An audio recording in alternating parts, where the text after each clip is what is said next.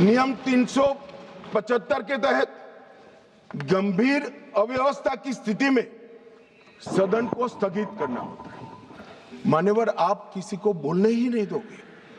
कितने भी बड़े महत्वपूर्ण मुद्दे हो, खड़े होकर आप विरोध करते रहोगे और प्रधानमंत्री जी की चेयर तक सारे महिला सांसद एकत्रित होकर आ जाएंगे। ये मैं नहीं मानता किसी भी प्रकार से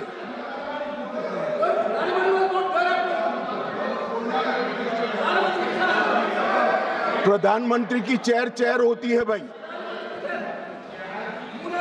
मान्यवर, इसीलिए 375 का प्रावधान की शक्तियां स्पीकर साहब को। अब किसी सदस्य ने कहा कि हमारा बोला हुआ काट दिया जाता है। मान्यवर, 380 के अधीन स्पीकर साहब को अधिकार है असंसदीय शब्दों या टिप्पणियों को कार्यवाही से हटाने का अधिकार दिया है। प्रयास तो करना चाहिए कि असंसदीय शब्दों या टिप्पणियों का प्रयोग न हो, मगर कई बार वक्ता लय में कर जाते हैं, कुछ जानबूझकर भी करते हैं। मगर लय में की हुई असंसदीय टिप्पणियां संसद के इतिहास में रखनी चाहिए क्या? कोई नहीं कहेगा रखनी चाहिए। असंसदीय टिप्पणियां संसद के इतिहास में रखने से आने वाले दिन के सांसद भी यही संस्कार लेकर जाएंगे। जब व्यवधान आता है और हटा दिया जाता है तो वो अपने आप, मैंने भी पढ़ा है विधानसभा में जब पहली बार विधायक बना कि क्या हटा दिया, तो मालूम पड़ता है कि ये शब्द हटा दिया जो असंसदीय है, मुझे नहीं बोलना है। मगर यहां तो आग्रह है कि हम कोई भी भाषा का प्रयोग करें, इसको रखने दीजिए। ऐसे सदन नहीं चलता। ये सदन के असंसदीय शब्दों का लिस्ट कोई एक कार्यकाल में नहीं बना है। मान्यवर, असंसदीय शब्दों का लिस्ट जब से सदन का अस्तित्व आया तब से लेकर आज तक इस उच्च शासन पर बैठे हुए अनेक महानुभावों के बनाते बनाते बना है और वो सबको बाध्यकारी हमें भी है और विपक्ष को भी है। अगर आप कहते हैं कि सदन चलाने के नियम और असंसदीय शब्दों का लिस्ट हमें बाध्यकारी नहीं है तो ऐसा नहीं होगा। आपको अधिकार दिया है, संविधान ने अधिकार दिया है, मगर कोई विशेषाधिकार नहीं दिया है। इमरजेंसी नहीं है भैया, कोई विशेषाधिकार नहीं है। अधिकार का संरक्षण कर सकते हैं, मगर विशेषाधिकार के मुगालते में जो लोग जीते हैं उनको उनकी पार्टी और जनता भी संरक्षण नहीं देती है। इसलिए छोटे छोटे होते जा रहे हैं। मान्यवर, लोकसभा स्पीकर उनके अध्यक्ष, उनका महत्व सदन, देश और अंतर्राष्ट्रीय स्तर पर है। वो एक प्रकार से पीठासीन अधिकारी मात्र नहीं है, हमारी विधायी चेतना और हमारे लोकतंत्र के गरिमा का प्रतीक स्पीकर होता है।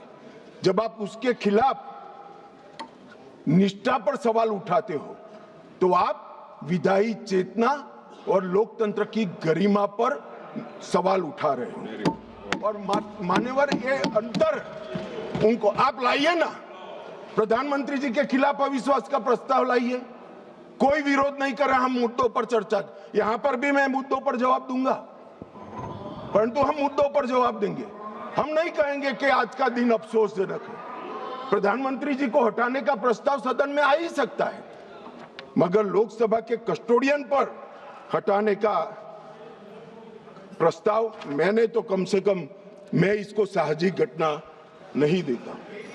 मान्यवर, संविधान ने किसी भी एक्सट्रीम परिस्थिति की कल्पना कर प्रावधान बनाए हैं। ये कोट कर रहे हैं 94C के अंदर इफेक्टिव मेजॉरिटी से स्पीकर साहब को हटाया जा सकता है।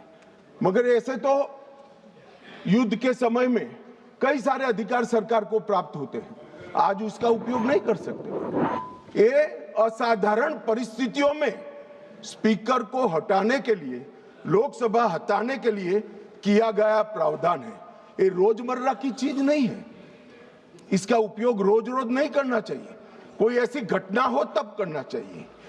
मान्यवर, अनुच्छेद 96 के तहत अध्यक्ष को हटाने का प्रस्ताव जब विचाराधीन हो तब संबंधित पीठासीन अधिकारियों अध्यक्ष की सदन की अध्यक्षता नहीं करेंगे।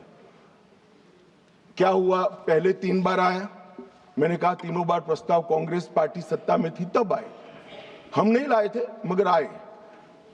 तीनों वक्त ये परंपरा रही कि जब स्पीकर की पर अविश्वास की प्रस्ताव की चर्चा होगी तब स्पीकर साहब इस स्थान पर आसन ग्रहण नहीं करेंगे, तीनों बार। मगर 14 दिन तक सबने अध्यक्षता करी।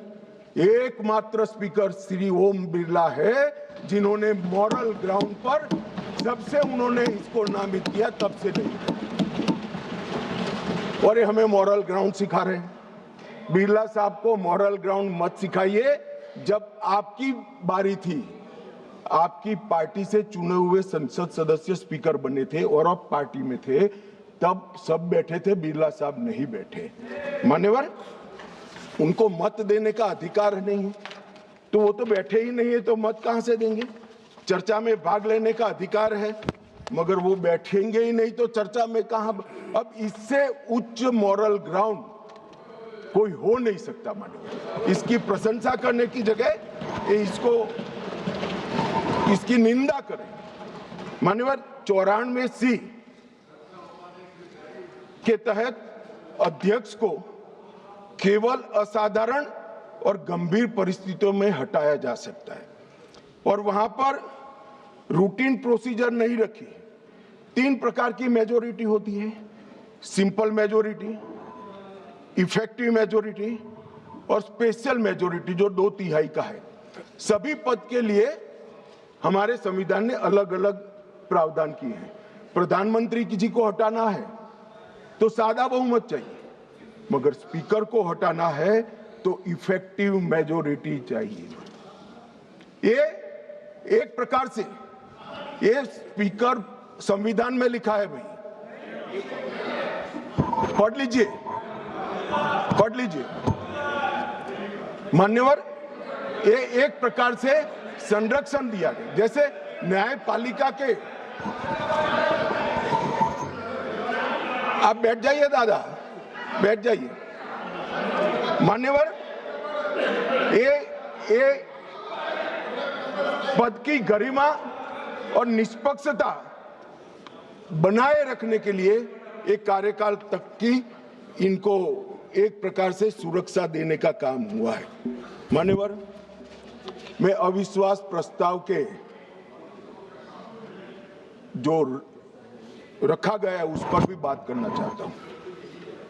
अनुच्छेद 94C के तहत और लोकसभा के चलने के नियम 200 के अनुसार संकल्प का नोटिस माननीय सदस्य श्री वेणुगोपाल जी और 119 सदस्यों ने दिया।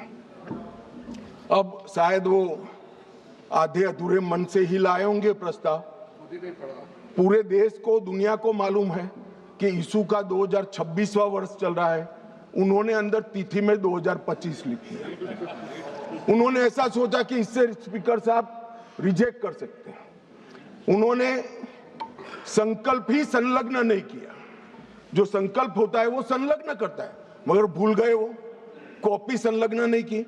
उनको लगा कि स्पीकर साहब इसके कारण रिजेक्ट कर देंगे और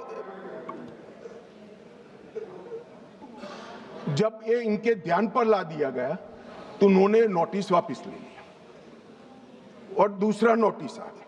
अब दूसरे नोटिस की बात करता हूं। दूसरे नोटिस में एकमात्र सी गौरव गोगोई के एक्चुअल हस्ताक्षर से बाकी सारे जेरोक्स थे। ये नियमों अनुसार रिजेक्ट होने का मामला है और फोटोकॉपी नहीं चलती है। सदन के सदस्य ने एक्चुअल हस्ताक्षर वाला नोटिस देना होता है। साहब, चलो मान लो एक्स्ट्राऑर्डिनरी सर्कमस्टेंसेस है, वो विपक्ष के सदस्य स्पीकर साहब के सामने अविश्वास की प्रस्ताव लाना चाहते हैं, मगर इतनी गंभीरता नहीं है कि नियमों के अनुसार लाए, नियमों के अनुसार लाए। माननीय, ये नियम पढ़ते ही नहीं है। कोई पार्टी के नियम से सदन नहीं चलेगा, इस लोकसभा के नियमों से ही ये सदन चलेगा। मान्यवर, फिर भी स्पीकर साहब की ऑफिस ने उनको मौका दिया कि भाई इतने इतने गलतियां हैं, आप सुधार लो। फिर अब उनको शर्म आई कि अब तो सुधारना ही पड़ेगा, ये तो रिजेक्ट करेंगे ही नहीं, तो फिर सुधार कर उसको दायर कर दिया। अब मान्यवर, हाई मॉरल ग्राउंड की बात करते हैं और सदन में गंभीरता की बात करते हैं, ये दोनों चीजें इससे ही प्रकाशित होती हैं। हाई मॉरल ग्राउंड ये है कि दो बार नियम अनुसार अविश्वास का प्रस्ताव न होने के बावजूद श्रीमान बिरला जी ने, हमारे अध्यक्ष जी ने उनको मौका देकर नोटिस सुधारने के लिए मौका दिया।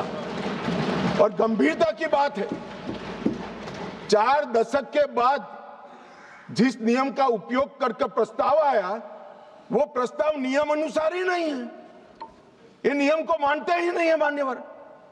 और फिर कहते हैं कि हमें बोलने नहीं देते, हमें बोलने नहीं देते।